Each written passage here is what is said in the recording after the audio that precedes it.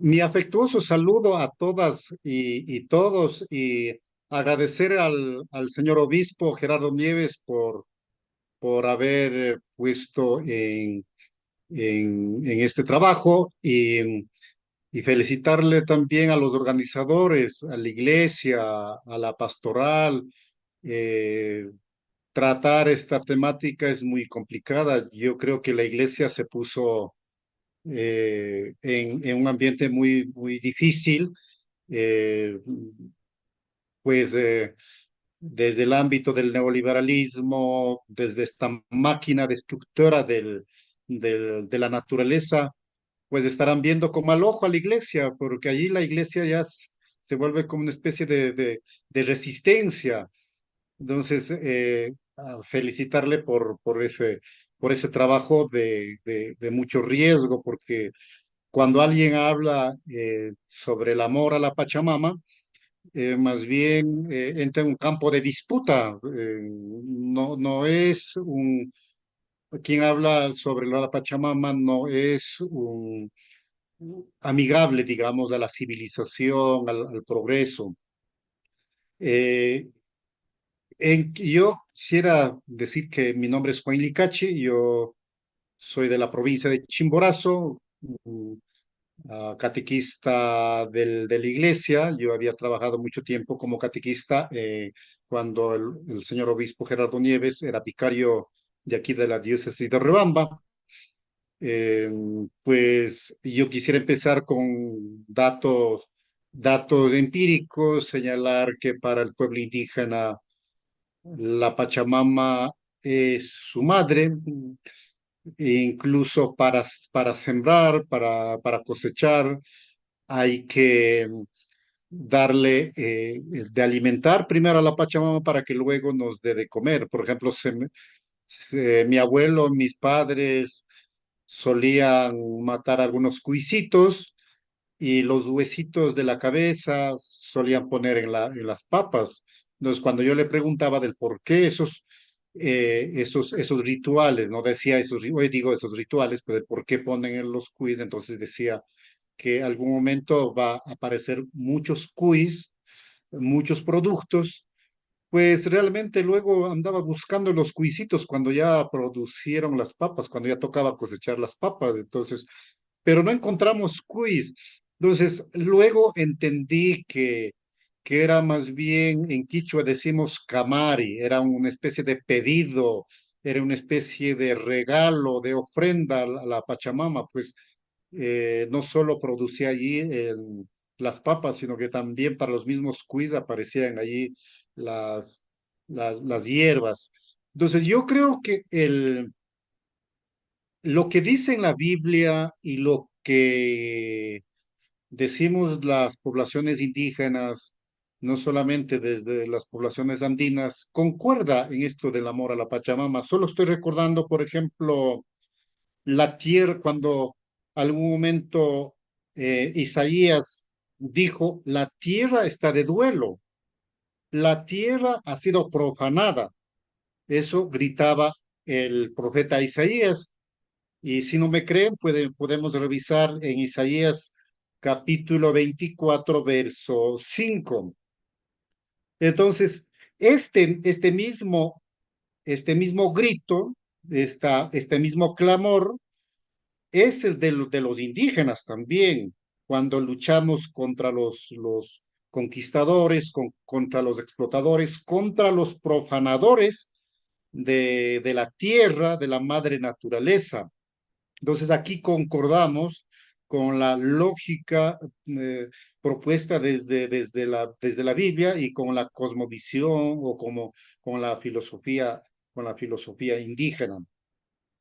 Eh, esta, eh, eh, esta, esta relación se puede ir profundizando de muchas maneras, pero yo solamente quisiera tomar en cuenta las reflexiones que en algún momento hizo Monseñor Leonidas Proaño Villalba, uno de los grandes teólogos de la liberación en América Latina. quien realmente valoró a la población indígena, hizo un cambio profundo, revolucionario. Hasta ahora en las poblaciones indígenas tenemos estos recuerdos. Pero quisiera problematizar, ¿no? ¿Cómo se relaciona el indígena con la madre tierra? En Quichua diríamos, ¿cómo se relaciona el indígena con Pachamama o con la Pachamama y con la naturaleza? Esta sería la primera problematización. La segunda problematización, ¿qué tipo de relaciones se mantiene? ¿Cuál es el tipo de relación? La relación horizontal, relación vertical. Pues hay que decir que es un tipo de relación profundamente sentimental en el sentido positivo de la palabra, por eso habría que decir que en cierto momento la población indígena no piensa, no habla con la razón a la manera occidental, sino con el corazón, sentimentalmente, y eso ha sido también una especie de estereotipación, ¿no? O sea, el occidente con la razón, la población indígena piensa con el corazón. Entonces, el indígena considera a la tierra como su madre, y aquí quisiera otra vez, ¿no? Para argumentar lo que inicialmente había señalado, que el pensamiento de la población indígena andina, quechua, quichua, aymara, también ocurre esta misma concepción, tiene el mismo amor a la naturaleza en México. Y aquí permítanme señalar las reflexiones de Monseñor Leonidas Proaño. Él dice, permítanme que les cuente a manera de anécdota la primera experiencia que tuve sobre este aspecto. Tomaba parte de una reunión en México, concretamente en la diócesis de San Cristóbal de las Casas, entre indígenas, por una parte, teólogos, antropólogos, sociólogos y pastoristas, por otra parte. Se pretendía comenzar a ensayar una teología de la liberación que fuera propio de los indígenas. Un antropólogo de República Dominicana, previo a un trabajo en grupos, propuso a los indígenas una pregunta, una sola pregunta. ¿Qué es para mí la tierra? Habría que reproducir esta pregunta señalando qué es para nosotros la tierra. Entonces les recomendó 1 y 10 veces que dieran su respuesta, no desde el punto de vista sentimental, sino desde el punto de vista práctico de la producción. Posiblemente un antropólogo occidentalizado en su forma de razonar, en su forma de ver la naturaleza. Un antropocentrista, digamos, un antropólogo antropocentrista que solo piensa en explotar o dominar la naturaleza. Entonces ahí Leonidas Proaño dice, me inscribí en uno de los grupos como participante, como oyente. Monseñor Leonidas Proaño no solo era un gran profesor, sino también era un gran oyente. Y en uno de los discursos en alemán en algún momento dijo, para mí la mejor universidad ha sido las comunidades indígenas, los mejores maestros han sido las poblaciones indígenas. Y decir en aquel momento en que era un cambio revolucionario, por eso sufrió mucha persecución Leonidas Proaño aquí en la provincia de Chimborazo. Eh, Leonidas Proaño dice, me inscribí en uno de los grupos como participante, como oyente, y me sorprendió sobremanera comprobar que los indígenas hicieron caso omiso de las recomendaciones del antropólogo y empezaron a hablar de esta manera. Aquí las palabras, los discursos de las poblaciones indígenas de México. La tierra para mí es mi madre, de ella he nacido, ella me alimenta, En ella me acuesto cuando estoy cansado. La tierra de suyo es oscura y estéril. El sol la ilumina y conjuntamente con la lluvia la alimentan, la fecundan. Entonces, Leonidas Proaño, frente a este discurso en su interior, dice, seguramente que en otros grupos se procederá de otra manera, con fidelidad a las recomendaciones del antropólogo, porque fíjense, dijo el antropólogo, más bien sugirió el antropólogo, que pensemos desde el punto de vista de producción. Ya en la plenaria fue mi sorpresa mayor cuando todos los grupos respondieron más o menos de la misma manera. Para ellos, la tierra es su madre.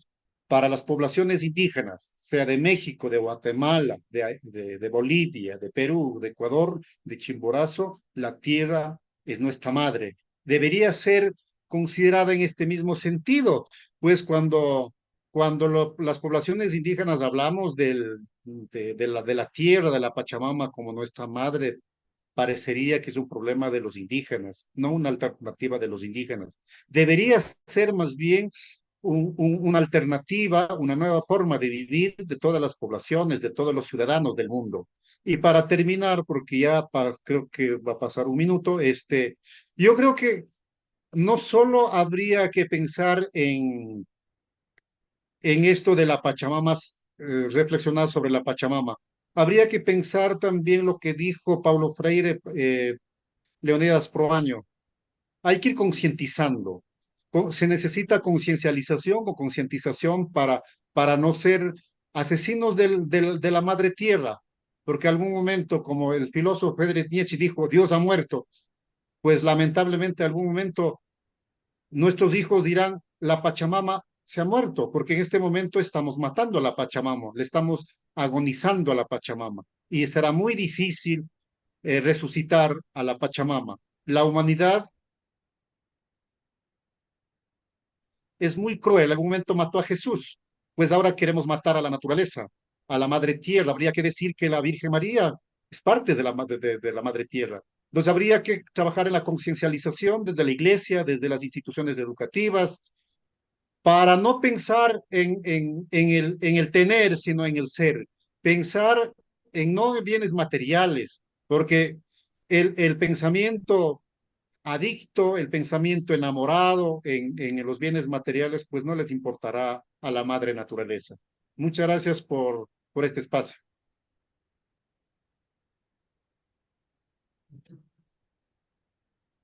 Profesor Juan, muchísimas gracias por su testimonio y continuamos con la hermana Mónica Benavides.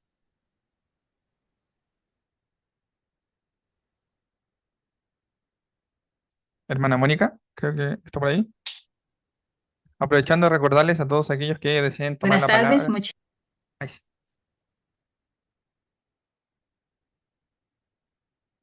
Ahora sí, hermana, que la perdimos.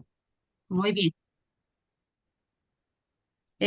Quiero agradecer entonces por la invitación a este espacio.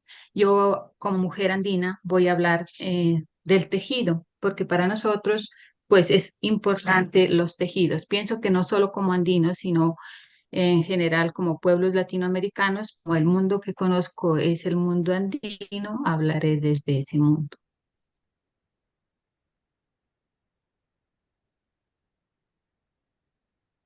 ¿Se ve? Bueno. Eh, Creo, pues para mí los territorios están significados por las comunidades que los habitamos, por la dimensión espiritual y política de nuestros pueblos y comunidades, por los cosmos de sentidos que conectan la vida. Hoy quiero hablar desde la espiritualidad del tejido. No, hablo desde este hilo, desde este hilar porque quiero invitar a despertar el interés por los saberes de nuestros pueblos indígenas y para que puedan también ustedes adentrarse en este conocimiento, porque no hay un solo conocimiento, hay múltiples conocimientos, múltiples saberes, así no estén avalados por la academia. no importa, en la vida cotidiana, los saberes alimentan nuestra vida. Entonces, hay múltiples maneras de saber y de conocer. Nuestros pueblos latinoamericanos son ricos de saberes que son prácticas vivas y del vivir en el mundo real. El saber abraza el sentido cósmico de la existencia. Estos aspectos contribuyen en la comprensión de la relación que establecen las sabidurías ancestrales de los pueblos con la espiritualidad del cosmos, representado habitualmente en diálogos con la comunidad de vida. En el universo andino, todo es tejer, nos dice Cecilia Vicuña. El lenguaje es una comunicación fluida que se vive a través de todos los sentidos y al mismo tiempo los significamos. Tejer es comprender la interdependencia, la reciprocidad, la interconexión. La interconexión permanente y continua entre todos los seres, sean estos biomas, comunidad o sistemas. El tejido real lo hacen las especies, los seres, en forma de simbiosis, o sea, de la relación entre sí, entre ellos o entre nosotros, y de la forma micélica, de esa forma de tejer red. La palabra es un hilo y el hilo es un lenguaje. La palabra y el hilo sienten nuestro pasar. Hablar es hilar y el hilo teje el mundo. Una palabra está preñada de palabras y un hilo contiene otros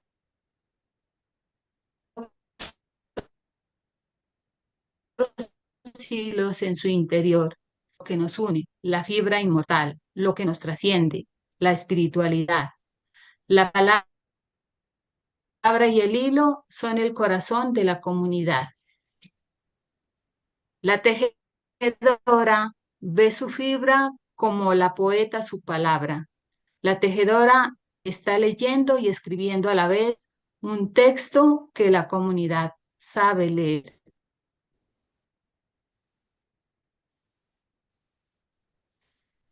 Los textos andinos son conexión de nuestra cosmoexistencia. Estos reflejan la interrelación con la comunidad de vida y los estiles son obras de arte que preservan y comunican la historia cultural de nuestros pueblos. Cada obra de estos textiles andinos, pues nuestros artesanos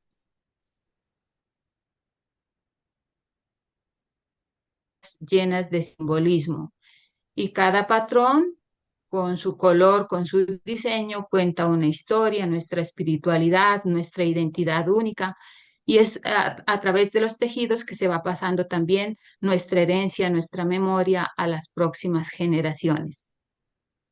Tejer en los Andes, nos dice Mariana en un video, que ahorita lo veremos, no es solo tejer, tejer es vida, tejer es conocimiento, tejer es hilar sabiduría, memoria, relaciones con todo aquello que nos rodea.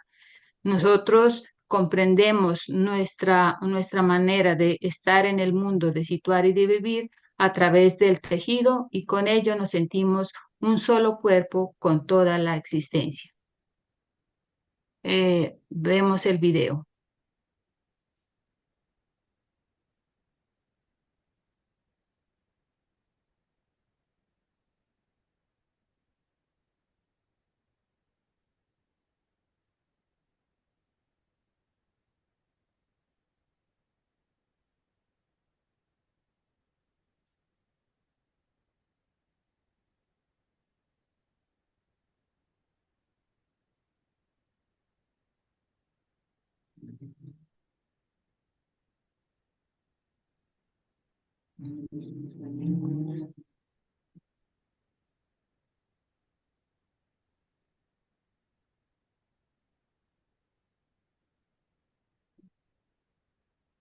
No sé si está proyectando el video. En eso estoy. No, no sé. Lo iba a proyectar Joaquín. Muy bien. Tejer en los Andes no es solo tejer, es ¿Lo puedes sostener un hacer más diálogo grande? con el origen. Es un sistema de comunicación muy eficiente entre el inicio de la vida y este instante presente. Tejer es atrapar la información del cosmos, reconociéndose uno en lo divino y manifestarla con aparente simpleza en un complejo manto andino. Y así nomás, tejiendo, así se va comprendiendo que cada planeta en el universo es un cuerpo vivo que funciona en relación a otro cuerpo bajo un solo latido. Y cada estrella es tan solo un punto, pero un punto indispensable en ese gran tejido.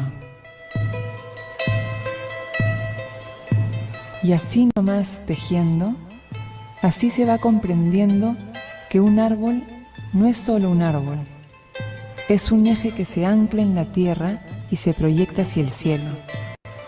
Y así tranquilito nomás, como un simple canal, recoge en sus raíces la memoria del fondo de la tierra, del centro de ese centro, y recibe en sus hojas la que viene con el sol, del origen de ese origen.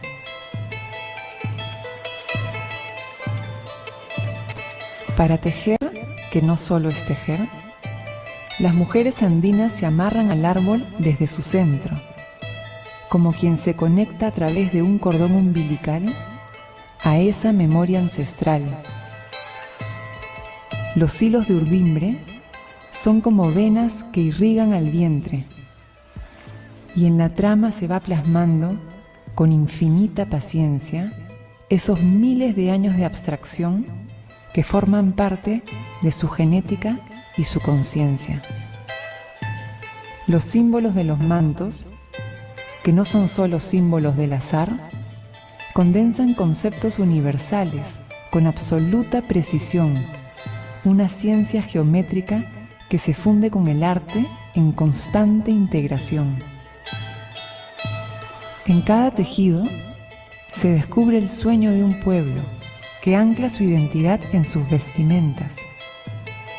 ¿Qué animal no lleva puesto en su piel ese manto diferenciador que lo protege del frío, de las aguas, del viento y del sol?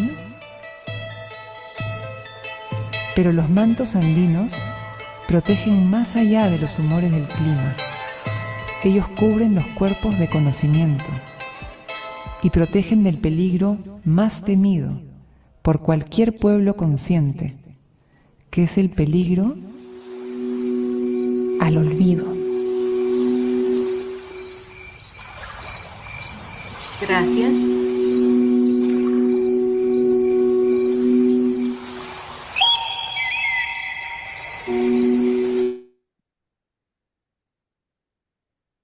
Entonces, miramos cómo entonces desde el tejido se plasma toda nuestra cosmoexistencia y la forma de vivir y de habitar en el mundo. En ese sentido, nosotros nos concebimos como hilos de esa grande trama y cuando la encíclica Laudato Si dice que todo está interconectado, entrelazado, quiere decir esta forma de sentirnos vivos y relacionados los unos a los otros. Dentro de esta cosmoexistencia, la persona no tejió la trama de la vida, es solo un hilo. Lo que hace con la trama se lo hace a sí mismo. Y la tierra, por tanto, es nuestra madre. Y todo lo que le ocurra a la tierra, pues nos ocurrirá también a nosotros, sea en el cuidado o sea también cuando le hacemos daño. Eh, los ríos son los hilos vitales de la tierra, tejen paisajes y renuevan la vida mientras fluyen. Muchos artistas también nos han ayudado a expresar lo que es nuestra madre tierra y esta interconectividad. Somos parte de la Madre Tierra, una comunidad única, indivisible, vital, de seres interdependientes e interrelacionados entre sí. Cada ser se define por sus relaciones como parte integrante de ella. Y esta es nuestra interconexión y nuestra forma de relacionarnos con la Madre Tierra.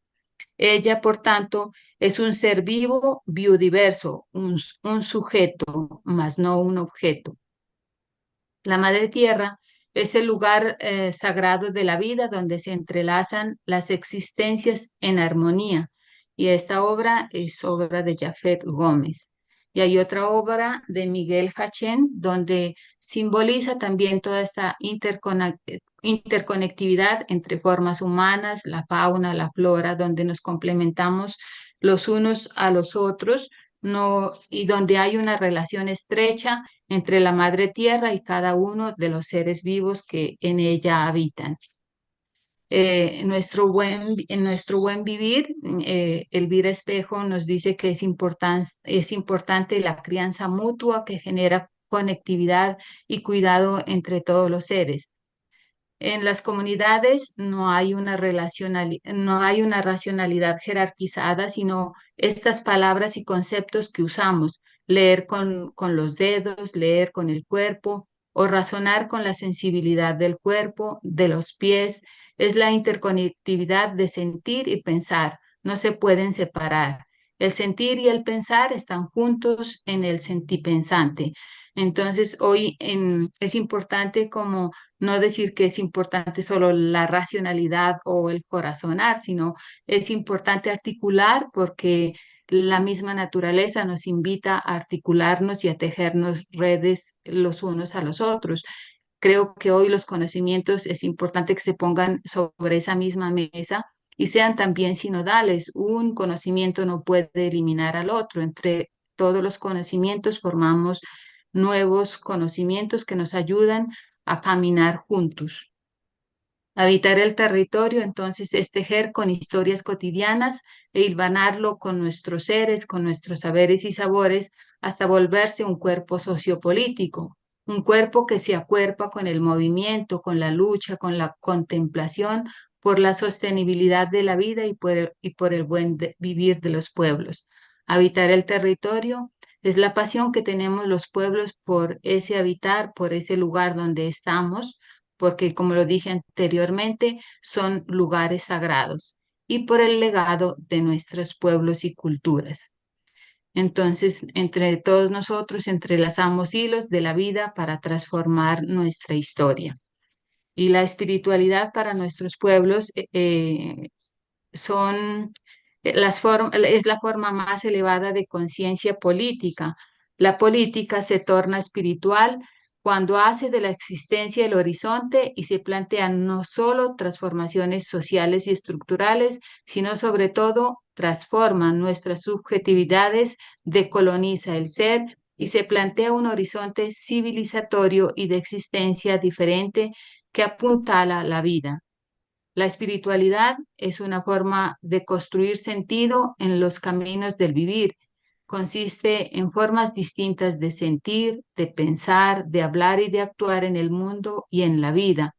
Es un horizonte para interactuar con otros seres humanos y no humanos, con los que se construye el tejido de la existencia, es decir, con la comunidad de vida en donde habitamos.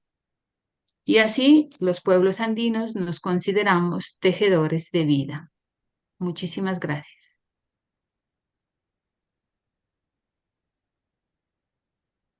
Estimada Mónica, muchísimas gracias por su testimonio. Y ahora nos vamos hasta el Caribe con el profesor Darío Solano para que nos pueda contar también su testimonio. Profesor, ¿se puede prender la cámara? Ahí lo voy a destacar. Y su micrófono. Ahí sí. Muy bienvenido. Gracias, ¿me escucha? Sí, se escucha. Bueno, para mí es una gran satisfacción y agradezco infinitamente poder compartir intercambio de experiencias, sobre todo en la coyuntura que hoy vive la región, que hoy vive justamente nuestros pueblos.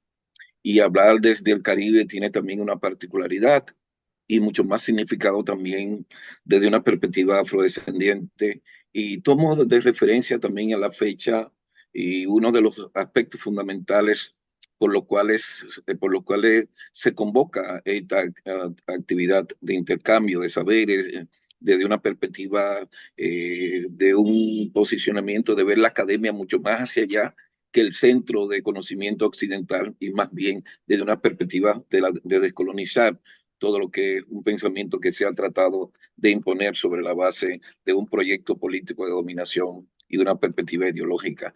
Y hablar desde el Caribe ya dentro de esta perspectiva se había planteado que justamente somos de la región más vulnerable al cambio climático, siendo la región que menos ha aportado al cambio climático.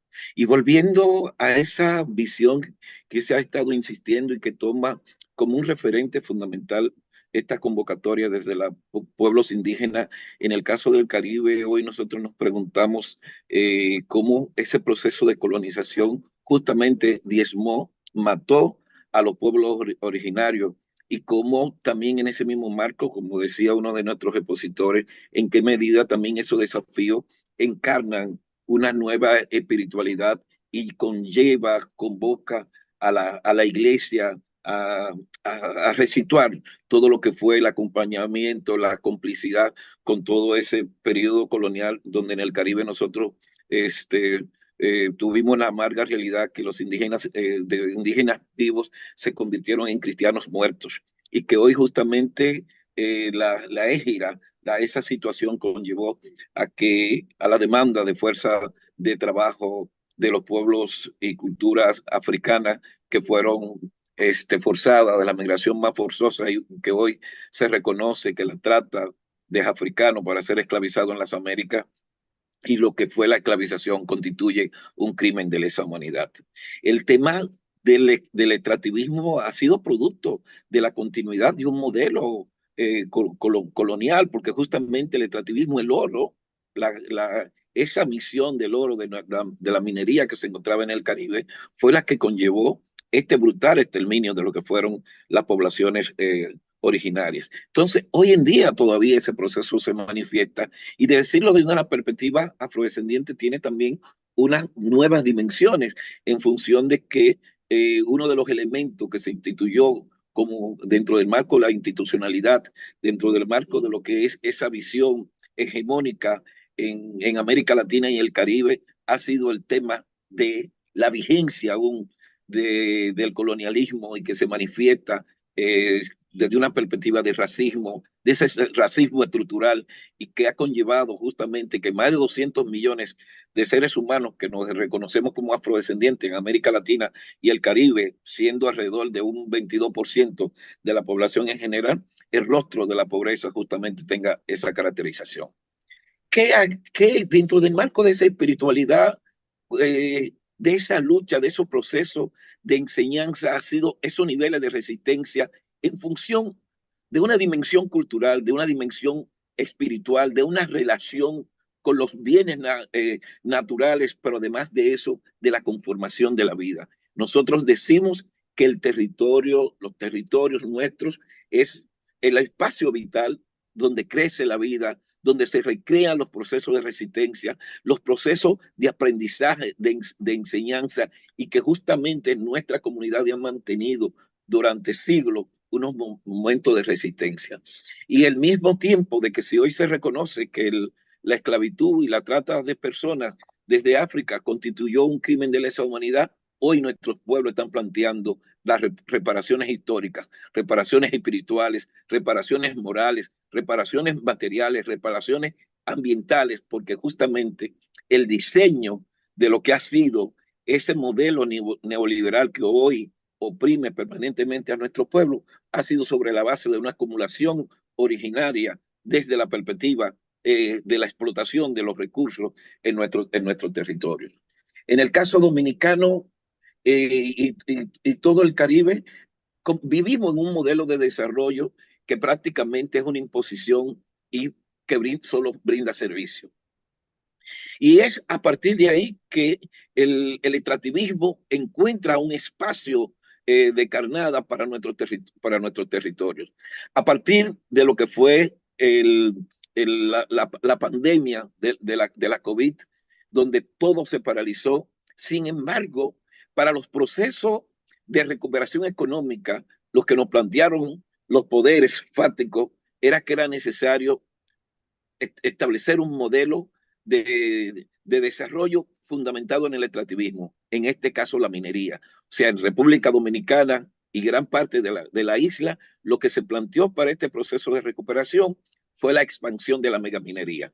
Sin embargo, hay que decir que en el imaginario del pueblo dominicano, la minería nunca ha sido bien vista. Por lo tanto, es una lucha permanente y mucho más hacia allá del significado como tal de que la minería genera destrucción de los territorios, destrucción del tejido social, pero además de eso, que para su producto, para su proceso, demanda de mucha agua, demanda de mucho subsuelo.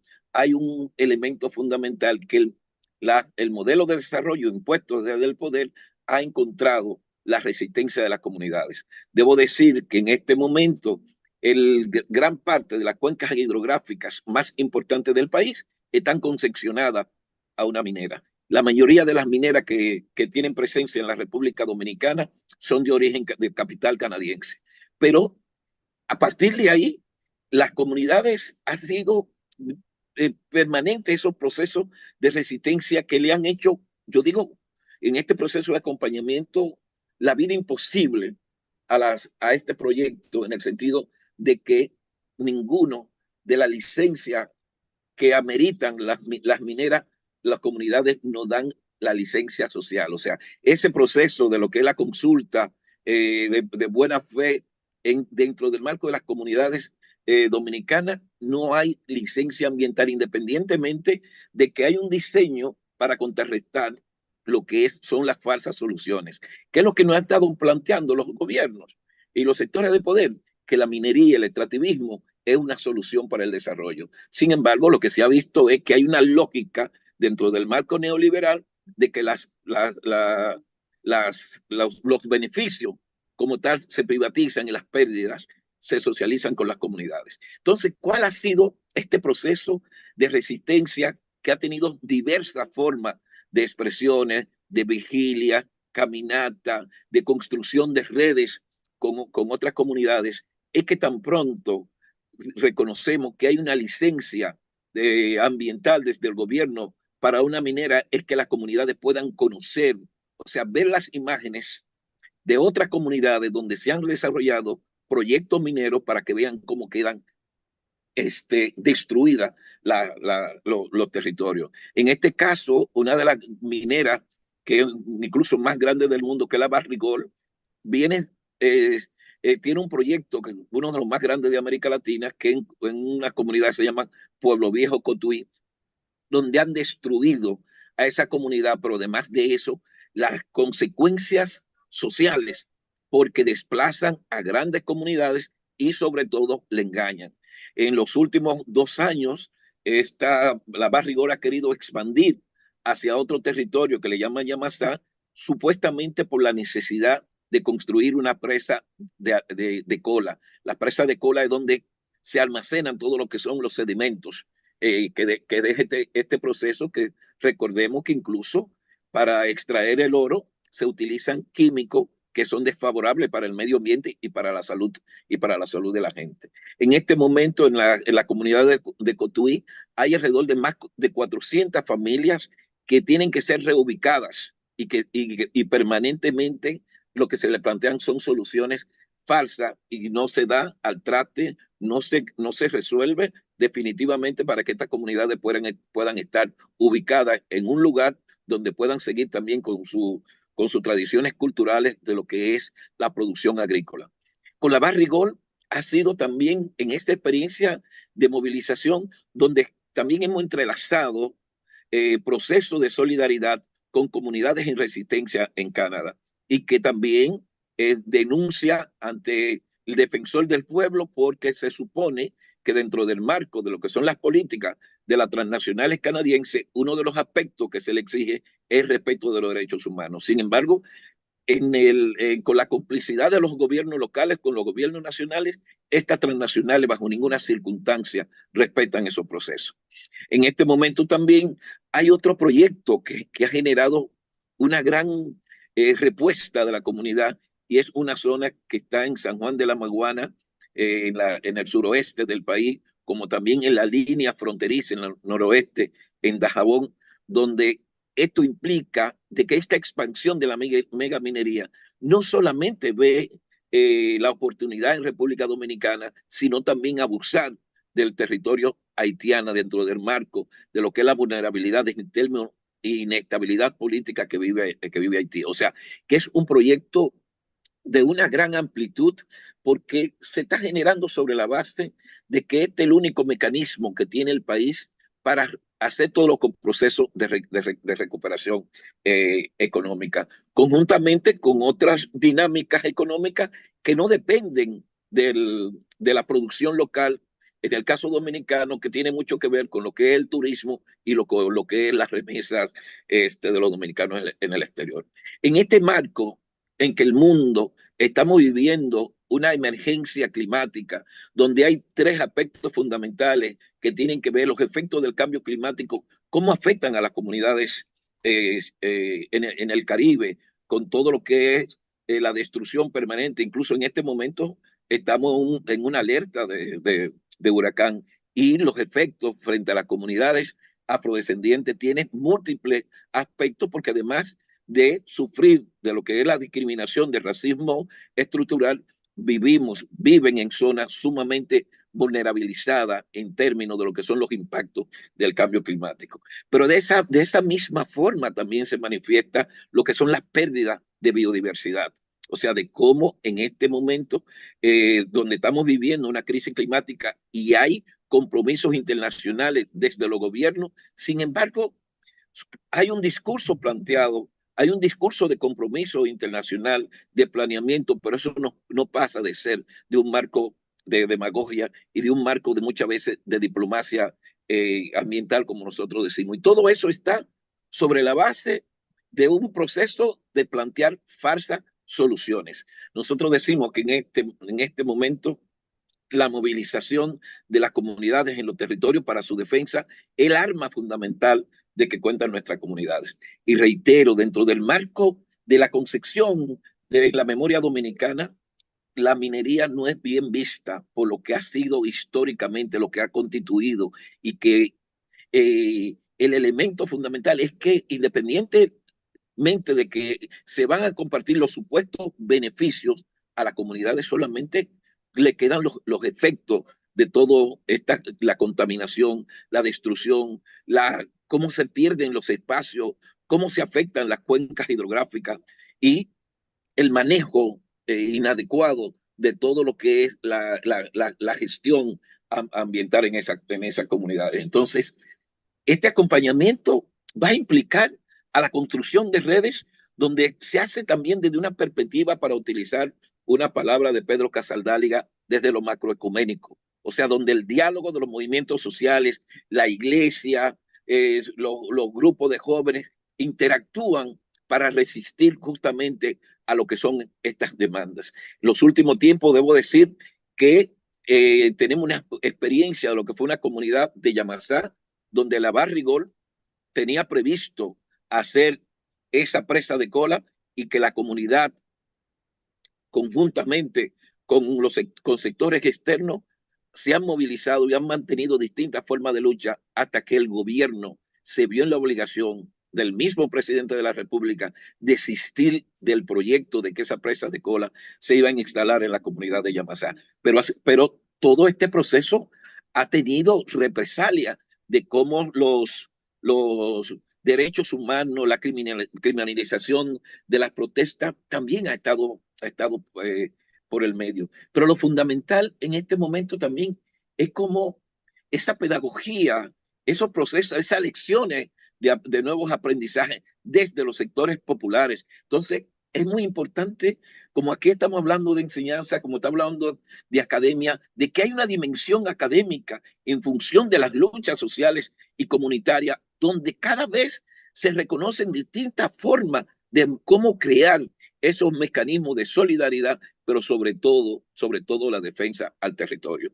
Debo decir que esa experiencia de Yamasá ha sido tan fuerte que cualquier elemento que resulta extraño constituye una amenaza e inmediatamente se levanta una alerta para la comunidad. Pero el territorio también visto mucho más hacia allá del espacio geográfico, porque la diáspora que vive en otros países también se expresa de alguna forma, sea en cuestiones materiales como también en movilizaciones externas, o sea, de cómo se ha tejido un proceso que ha devenido justamente en crear una situación donde el Ministerio de Energía y Minas no ha sido capaz de entregarle en forma de explotación, en este caso a la Barrigol, el proyecto que tiene que ver con la presa de Cola, solo sobre la base de que la comunidad ha dicho que solo la Barri entra ahí sobre la base de sus cadáveres. O sea, es una decisión.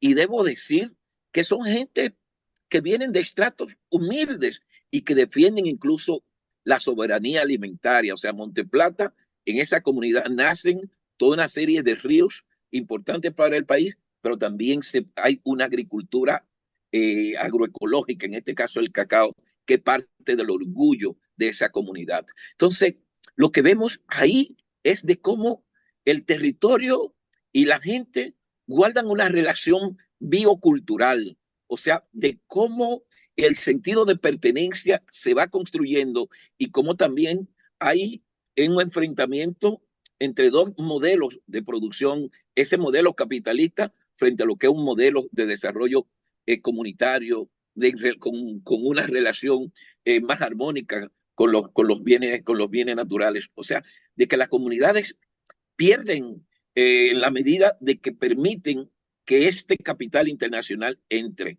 como tal. Y debo decir que se utilizan distintos mecanismos, tratan de comprar a las organizaciones sociales, vienen los regalos a las iglesias, a las escuelas, a los clubes culturales, como una forma de ir ablandando, pero hay una consigna que salen de nuestras comunidades. No queremos cambiar espejitos por oro.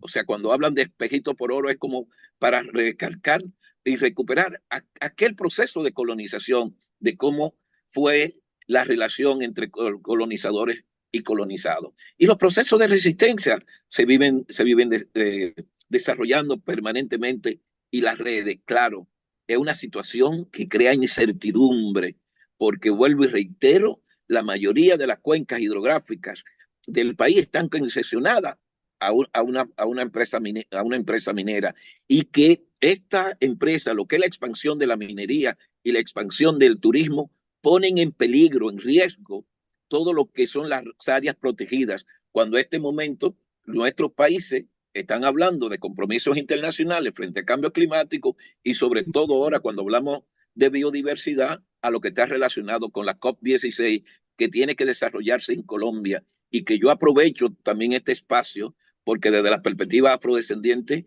nosotros queremos solidaridad, porque entendemos que definitivamente el convenio de biodiversidad, como el convenio, como la Convención de Cambio Climático, introduzca a los pueblos afrodescendientes como sujeto colectivo de derechos. O sea, que el papel y el rol que juegan nuestras comunidades en la conservación de biodiversidad, pero además de eso, en el otro caso, de cómo los impactos del cambio climático se manifiestan de manera diferenciada, los pueblos afrodescendientes tengan derecho a voz y voto en todo lo que son las políticas que tienen que ver con conservación de biodiversidad y cambio climático. Quiero compartir brevemente, un minuto, lo que fue la gran manifestación de Monteplata debajo de agua, donde el gobierno se vio forzado a desistir y que declarando que la Barri no era grata en este territorio. Y muchísimas gracias.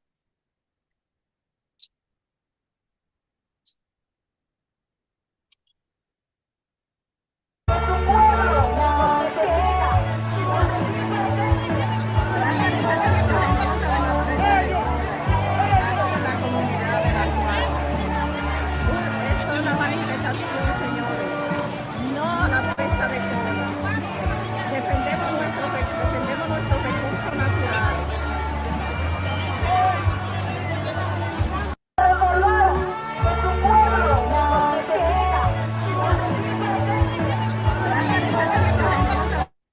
Muchas gracias.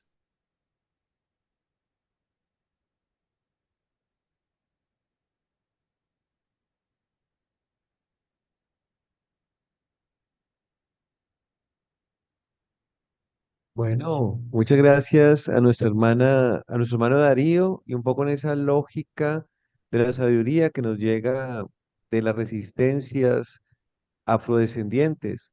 Agradecemos a nuestra hermana Inés Morales, palenquera. Ella está en el litoral pacífico, en Ecuador. Está en medio de un taller, de un compartir, un tejido también de sabiduría, y nos va a dar su palabra testimonial de cómo de su sabiduría, y concretamente allí en Ecuador, en el Océano Pacífico, hay también una conciencia ecológica que nos invita al liderazgo. Bienvenida, Inés. Bueno, gracias. Yo antemano quiero pedir disculpa y en verdad hacer notar que he sido convocada a este espacio, pero como que la convocatoria me falló un poco porque recién anoche, cuando ya leía entre algunos WhatsApp que me pasaban, me hacían notar que estaba invitada en calidad de ponente y que para eso también era necesario que pasara un documento y todo lo demás. Entonces ahí como que me quedó en mi cabeza que en ese rato no era posible usar la palabra para dar un testimonio a través de una ponencia que recoja un montón de acciones afirmativas, problemáticas que hay en el territorio. Más sin embargo, les dije, yo puedo tomar la palabra, pero para comentar unas 2, 3 cosas en base a ciertas preguntitas que las encontré por ahí entre unos mensajes que se me mandó. Y como bien lo dijo, sí, yo soy Inés Morales Lastra, estoy desde acá, desde este territorio ecuatoriano, norteño, la provincia de Esmeraldas. Hago parte de un territorio transfronterizo donde nos hermanamos con el hermano país de Colombia. Y mi fuerte de lucha está en la defensa del territorio a través de la Confederación Comarca Afroecuatoriana del Norte de Esmeraldas, sus siglas CANES. Ahí he tenido la oportunidad de ser parte de dobles encargos. El primer encargo de haber sido la primera palenquera mayor de este proceso, allá por el 2005, porque nosotros encargamos por 4 años. Vamos también a la luz con esas fechas que datan en la parte política. Acá nuestro presidente dura 4 años, los concejales, los alcaldes, entonces también nosotros entregamos encargos para 4 años. Y hoy entonces también estoy en ese encargo de ser la palenquera mayor de nuestro proceso, donde he continuado en la lucha, no he salido de ella. Más bien yo inicié toda esta lucha siendo docente, lo que sí ya quedó suelto en mí, la docencia, pero la parte de estos procesos sociales, en nombre de nuestro pueblo negro que estamos en estos territorios, eso sí, no he aprendido a dejarlo posicionando, legitimando y haciendo cosas que nos permitan seguir visibilizando nuestra presencia en el territorio.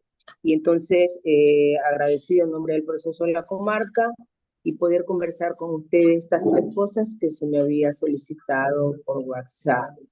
Primero se nos comentaba un poco que si para los pueblos, las nacionalidades indígenas, la naturaleza es mirada desde esa Pachamama. Para nosotros el territorio es la casa grande, que es el derecho mayor que está allí para las comunidades negras desde cualquier espacio de estos territorios donde también tuvimos la oportunidad de nacer, crecer, contribuir con el nacimiento del Estado ecuatoriano, porque estamos aquí desde que antes nazcan los estados, es entonces esa madre tierra, esa madre naturaleza, la cual hay que cuidarla, protegerla y saber usarla dentro de sus recursos naturales que ella contiene. Y entender que entonces la madre naturaleza, en ella vivimos varios momentos o en dos mundos. Ese primer mundo que es el que con el que nacemos, donde nuestros ombligos van allí a guardarse para que sean parte de esa memoria histórica de la cual nosotros provenimos. Y el otro mundo que vivimos en esta madre tierra es el mundo cuando entonces nacemos y el otro mundo cuando morimos.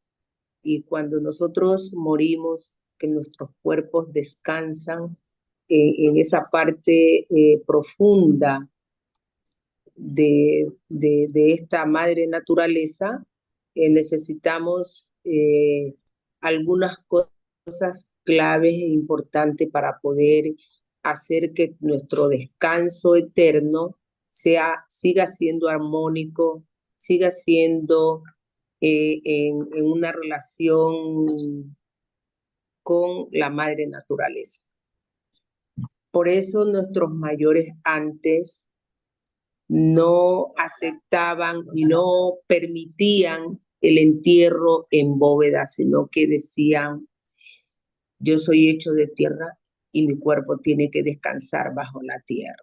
Entonces, eso para nosotros interpretar la madre naturaleza con relación a ese mundo del más allá que es el de la muerte.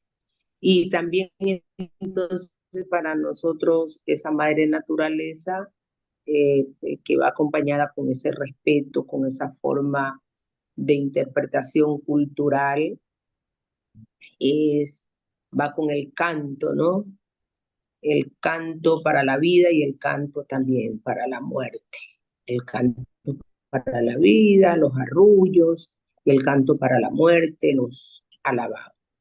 Entender también a nuestra madre naturaleza como ese espacio para la recreación de la vida, de la cultura, para aprender a relacionarnos con el cosmos. Y por eso dentro de lo que es nuestra cosmovisión como comunidades negras de esta parte del lado del Pacífico ecuatoriano, donde nos conectamos fuertemente en algunas cosas con el Pacífico colombiano, es también mirar a esta madre naturaleza como que guarda una espiritualidad en muchos aspectos. Nuestros recursos naturales siempre para nosotros fueron bien usados, bien aprovechados y bien conservados. Entonces ahí hay como tres bienes, decimos, ¿no? Lo supimos aprovechar bien, lo hemos sabido conservar bien y lo hemos sabido usar bien para que entre futuras generaciones nuestros recursos naturales sean parte de esa vida de generación en generación. A pesar que también es importante tomar en cuenta que nuestros recursos naturales siempre estuvieron amenazados por extraños y en lo mínimos por propios.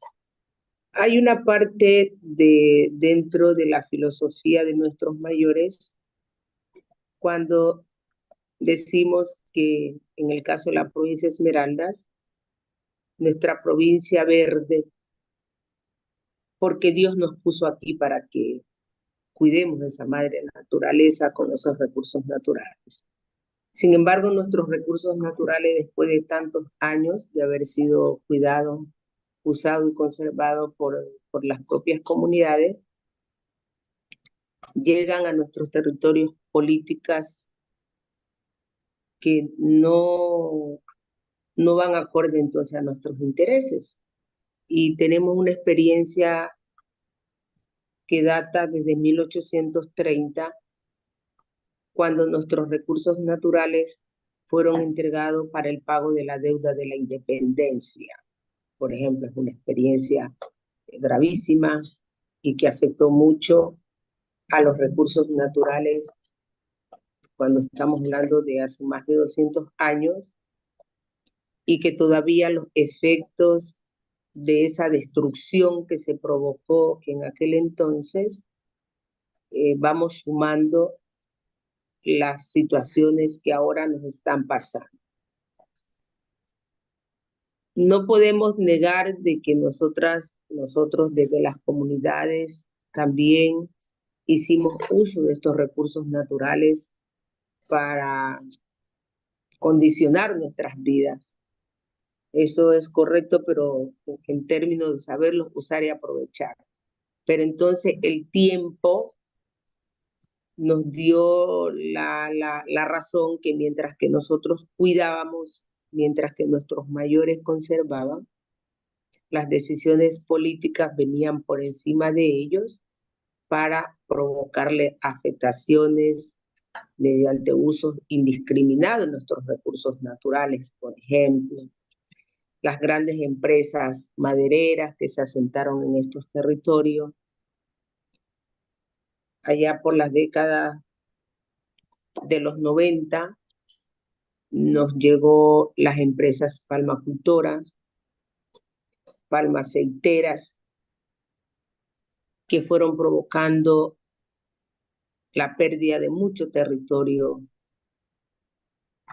al cual ya se nos había asistido derecho a partir del 98, cuando se nos reconoce en la Constitución derechos colectivos por ser pueblos ancestralmente vividos en estos territorios.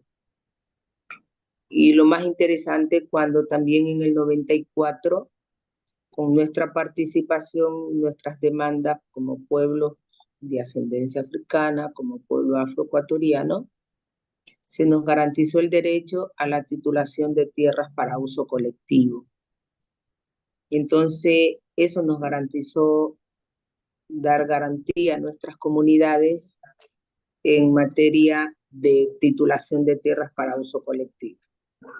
Pero nos dimos cuenta que de igual manera, a la luz de todo eso, las empresas palmacultoras o palmas aceiteras, no sé por qué repito palmacultoras, porque ya no está en el discurso nuestro el reconocer que son palmas con una cultura que más bien provocan daño al ambiente y han ido provocando paulatinamente daño a nuestros ríos y por ende daño a la pérdida de nuestros propios territorios ancestrales.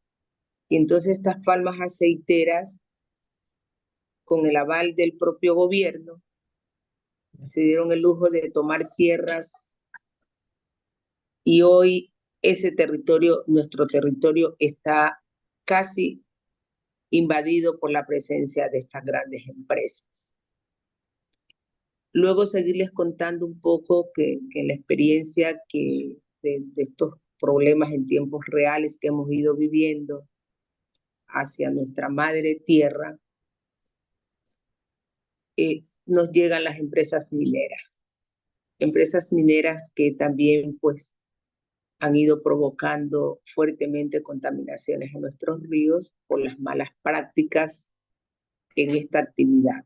Porque si lo hicieran con esos actos, quizás de buena fe, o haciéndolo de manera más respetuosa con la madre naturaleza, no se provocaría tanto daño a estos territorios nuestros. Sin embargo, entonces nuestras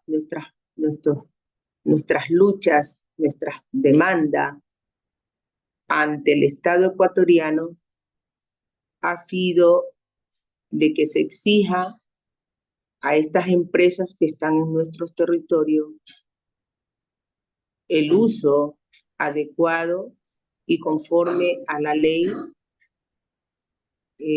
con su presencia aquí, que contribuyan más bien al cuidado de la naturaleza, que contribuyan al cuidado del ambiente. Sin embargo, nuestras demandas, créanme, que hasta ahora no ha habido un oído por parte o esa voluntad política por parte de los gobernantes para dar respuesta a esas luchas en las cuales nosotros defendemos la madre naturaleza, defendemos con todo su contenido que representa ser ella, recursos naturales, el mismo ser humano que estamos allí. ¿Y qué podríamos decir? Pues por otra parte, cómo nuestra madre naturaleza ha ido siendo afectada por estos cambios al clima o las afectaciones que el cambio climático cada día está desarrollándose y tomando mucha fuerza en los territorios.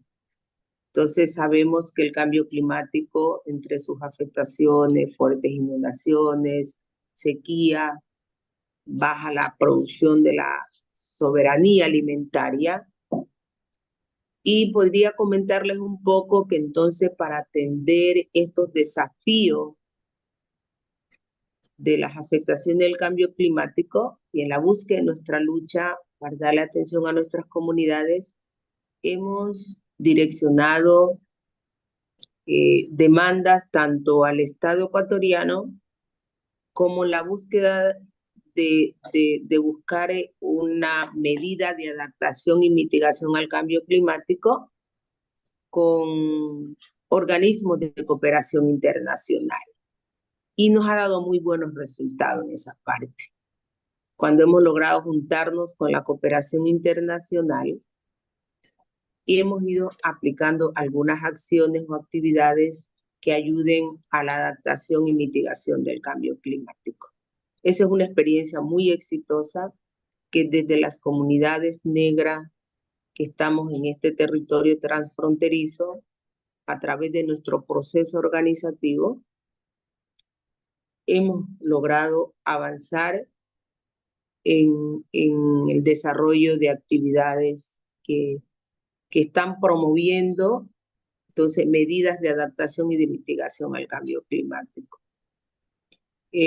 Contarles también que entonces en esa relación del pueblo negro, de las comunidades negras con la madre naturaleza, nos tocó enfrentar duro, pero así durísimo, el tema de la destrucción del ecosistema manglares para ser reemplazado con las camaroneras.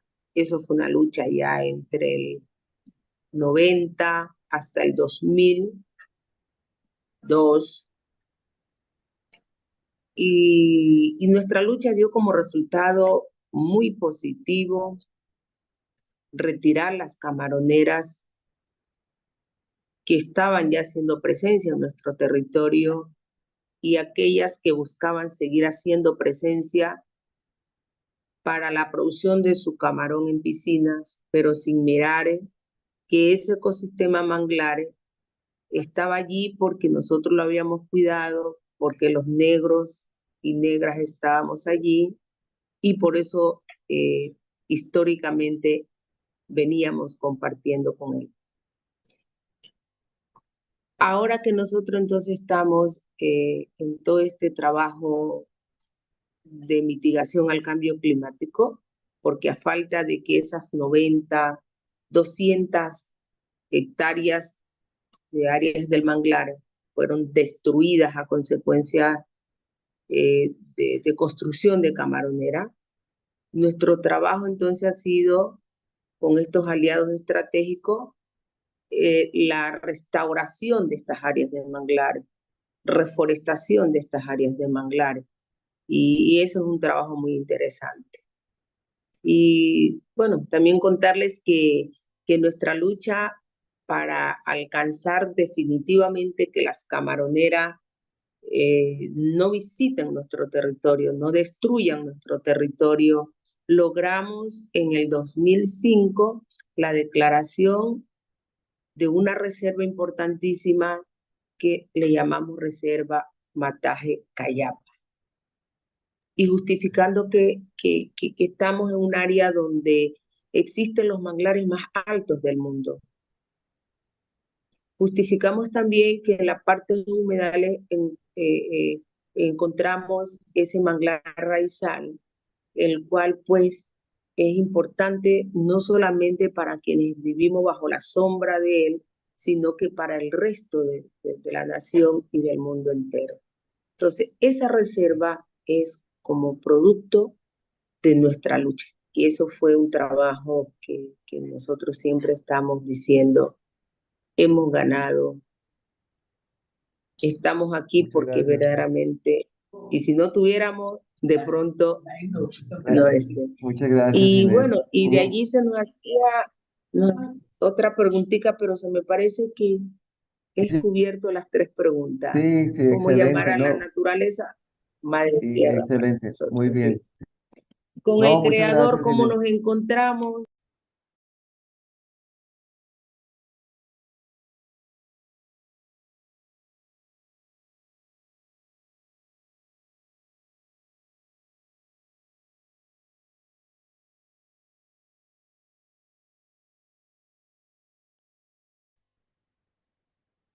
Bueno, Inés, muchas gracias. Bueno, Bueno, gracias también.